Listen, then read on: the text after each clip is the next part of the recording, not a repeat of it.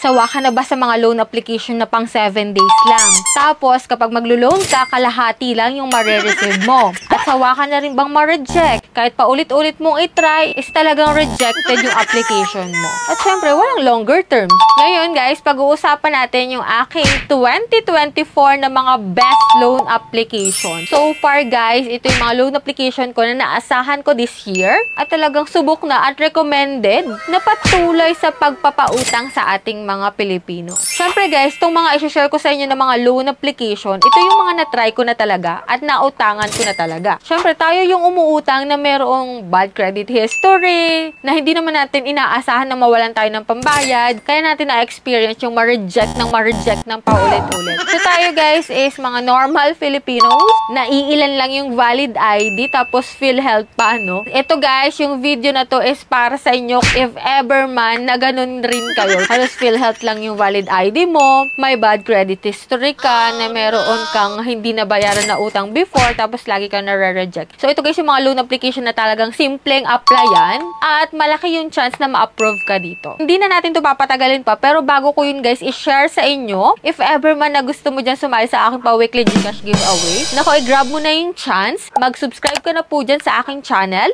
i-like itong video na to, at mag-iwan ka na ng comment dyan sa comment section bilang entry mo sa ating pa-weekly Gcash giveaway. So every Monday ha, 5 lucky winners po yung aking pinipili, and every last Monday of the month, may isang mananalo ng aking pa-cellphone giveaway na pwede po pong i-convert into cash. Ayan, so much for that. So excited na ba kayo malaman kung ano yung mga best loan application para sa akin ngayong 2024? So if you're interested, keep watching.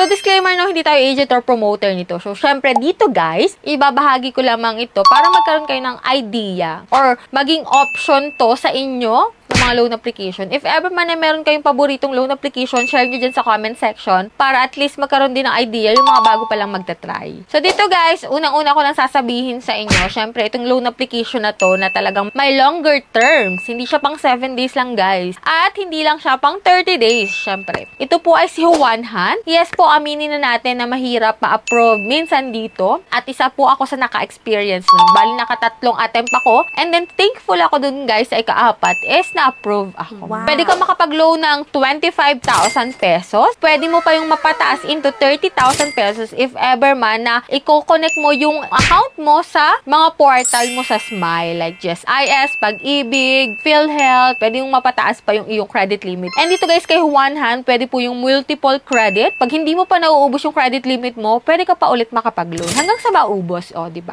Yun yung maganda dito, guys. And next na natin, wag na natin patagalin pa, best dyan para sa akin is si Tala. Biruin nyo, guys, up to 61 days na yung loan term ko dito. And alam ko, mag-a-agree dito sa akin yung iba na talagang best para sa kanila, si Tala. So, ito guys, is nagpapalo ng up to 25,000 pesos. If ever man na ikaw ay first time, 1,000 to 1,500 lang po muna. And then, tataas yun ang tataas if ever na nakapag-reloan ka every month. And then, guys, dito, 18 days to 30 days mo yung starting ng kanyang loan term. Hindi siya 7 days, ha. And minimal lang po yung charges na binabawas. Hindi ito kakalahati na kapag naglo-loan kasi hindi 7 days, babayaran mo na. Goods to si Tala para sa akin. Next ko po na maasahan ngayon 2024, syempre kung may Gcash ka dyan. Ayan, isa po sa aking nagamit talaga, gamit talaga is si Gcash, which is may mga borrower services siya na G-Loan, G-Credit. Ayan, si G-Credit yung pinaka nagagamit ko at na-unlock ko pa lang, which is 25,000 na nga yung credit limit ko dito. So, wag ka lang magpapa-overdue dito, guys. So, 30 days, mag-update ka na, i-check mo na yung G-Credit mo, pwede mo na siyang bayaran, pwede siyang minimal amount or yung talagang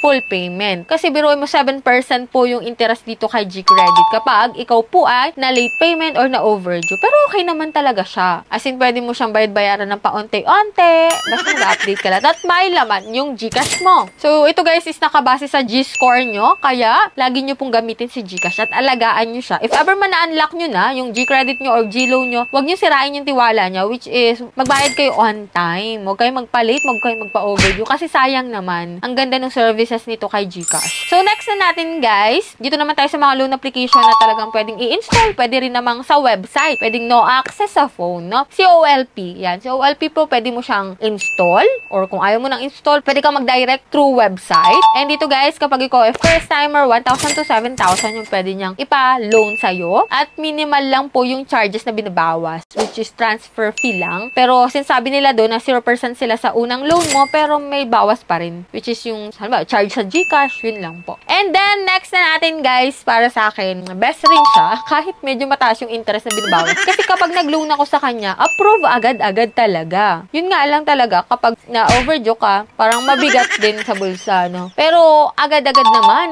receive mo na agad sa GCash mo, which is si Digido. Yes, ang bilis niyang mag-approve talaga para sa akin. And 30 days to guys, ha. Pero, sa 7 days mo, yun nga, wala siyang interest sa 7 days mo, pero after 7 days, medyo mapapansin mo na tumataas-taas na yung interest dyan. Kaya if ever man na may extra ka na, bayaran mo na. Itong kay Digido. Pero okay din para sa akin si Digido. And last na natin guys, nakailan na ba? One Hand, Tala, GCash, OLP, Digido. 6 na pala to guys. Ang pang-anim ko guys is Mabilis Cash. Yes, si Mabilis Cash. Dati 40,000 lang dito yung maximum loan amount. Ngayon tumaas na. Up to 60,000 pesos na yung pwede mong ma-loan dito kay Mabilis Cash. At pwede mo pa siyang mabayaran into 4 terms, which is yung kada term niya is 15 days ng 15 days. So, pumapatak guys, na ito po ay 2 months to pay. O, diba? Pero yun nga lang kay Mabilis Cash, 400 lang siya sa una. May iba rin na nakakapagsabi na 300 lang daw yung unang loan niya. Then, pwede mo yung bayaran agad guys and lalaki agad into 4,000 yung sa akin. So, nag-jump siya sa 4,000. Pero, depende pa rin yun guys kasi may mga nababasa din ako na comment na medyo mataas din yung na-approve sa kanila sa second loan amount. So, yan. Okay din to si Mabilis Cash. So, yan lang po yung mga loan application na talagang best ngayong 2024 sa akin. Meron pang iba, kaso hahaba na masyado yung vlog natin. Hindi siya kasya sa isang vlog lang. Abangan nyo yung susunod kong vlog